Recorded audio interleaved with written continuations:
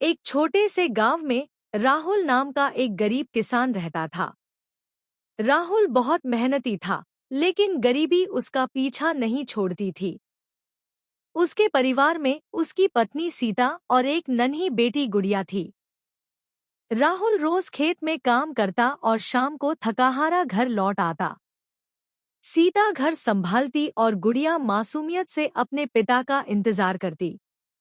गांव के पास ही एक घना जंगल था। जंगल के बिल्कुल बीच में एक पुराना तालाब था, जिसे लोग श्रापित तालाब कहते थे। कोई भी वहां जाने की हिम्मत नहीं करता था। लोग कहते थे कि उस तालाब के बीचों बीच एक मटका है। वह मटका शराब से भरा हुआ है, लेकिन वह साधारण मटका नहीं था। जिसने भी उस मटके को छुआ, उसकी जिंदगी बर्बाद हो गई। एक दिन राहुल बहुत परेशान था। फसल खराब हो गई थी। घर में अनाज भी कम था।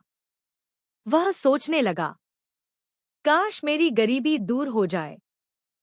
उसी सोच में डूबा डूबा वह जंगल की ओर चला गया। चलते चलते वह श्रापित तालाब के पास पहुंच गया। तालाब का पानी काला था। बीचों बीच सच में एक मटका तैर रहा था। मटका चमक रहा था, जैसे किसी को बुला रहा हो। तभी अचानक तालाब से एक डरावनी आवाज आई, जो इस मटके को उठाएगा उसे धन मिलेगा, लेकिन शराब पीते ही सब कुछ खत्म हो जाएगा। राहुल डर गया, लेकिन फिर उसे अपनी बेटी और पत्नी याद आ गई। उसने हिम्मत की और मटका बाहर निकाल लिया। जैसे ही मटका बाहर आया, तालाब शांत हो गया। राहुल ने देखा, मटका शराब से भरा था। उसने सोचा, अगर मैं इसे पी गया तो सब खत्म, लेकिन अगर नहीं पिया तो शायद कोई रास्ता निकले। राहुल ने शराब को हाथ भी नहीं लगाया। वह मटका लेकर गांव लौटा और गांव के बुजुर्गों को सब बता दिया। बुजुर्गों ने मिलकर मटके को तोड़ दिया। ऐसे ही मटका टूटा, तालाब का श्राप खत्म हो गया। जंगल हरा भरा हो गया और तालाब का पानी साफ हो गया। कुछ ही दिनों में राहुल की फसल भी अच्छी हो गई। उसकी मेहनत रंग लाई। राहुल ने सबको सिखाया, लालच इंसान को बर्बाद करता है और संयम इंसान को महान बनाता है। गुड़िया हंसती रही, सीता खुश रही और राहुल का परिवार सुखी जीवन जीने लगा। घने जंगल के बीच एक पुराना आश्रम था। वहां वर्षों से एक तपस्या कर रही थी। उसकी साधना का लक्ष्य था इच्छापूर्ति चंपा का फूल। कहा जाता था कि इस फूल से जो भी इच्छा मांगी जाए, वह तुरंत पूरी हो जाती है। एक दिन अचानक साधिका की तपस्या टूट जाती है।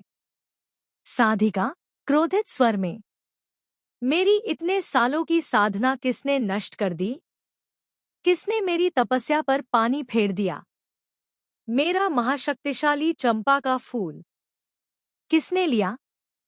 उसी समय पास के गांव में रहने वाली शर्मीली, जो भोली और डरपोक थी, अपनी मामी के साथ जंगल से लौट रही थी। शर्मीली, मामी, आप मुझे अचानक यहाँ क्यों लेकर आई हो? क्या हुआ है? मामी की आंखों में चालाकी थी। मामी गुस्से में, तेरी इतनी हिम्मत, तू मेरी इच्छापूर्ति चंपा का फूल चुरा लाई? इस अपराध की कोई माफी नहीं है। आज तुझे सजा मिलनी ही पड़ेगी। यह कहकर मामी घर में सजा कर रखा चंपा का फूल शर्मीली के हाथ में थमा देती है। डर और अपमान से कांपती शर्मीली रोते रोते कहती है, शर्मीली, हे इच्छापूर्ति चंपा